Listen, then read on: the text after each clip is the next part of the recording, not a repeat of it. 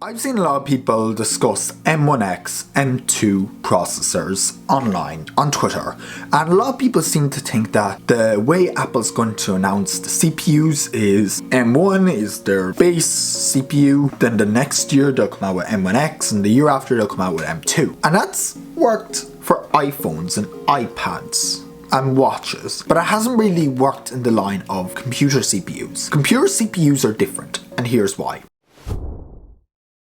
So M1 is aimed at consumers. It's a consumer grade CPU. It has 8 GPU cores, 8 CPU cores. It has a bit of graphics performance that can work in Final Cut and Logic, but if you really want to do any power intensive, you still kind of have to get a Mac Pro if you're a real professional doing GFX work and that kind of thing. Where these sort of faults lie with the M1, M1X will fix. And this is why we're going to be getting M1X this year.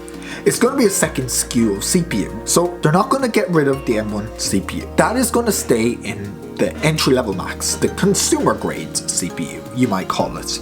There's going to be the MacBook Air, iMac and Mac Mini. 3 Macs with a consumer entry-level CPU. Next, they released the M1X SKU. This could have up to 64 gigs of RAM. This could have up to 32 cores. And this will allow you to have pro-level performance in a CPU that is designed in-house by Apple. Now, where this also comes into play, they have the 2 SKUs of CPU then. They have their consumer grade CPUs and the prosumer CPUs. Maybe they might release a miniature Mac Pro and a new Mac Mini as rumored, and of course new MacBook Pros, and of course maybe an iMac Pro. They'll have 4 Macs or 3 Macs depending on how they do it. That'll have the M1X CPU, the Pro CPU. Then they have their 2 quadrants, prosumer or consumer and Pro.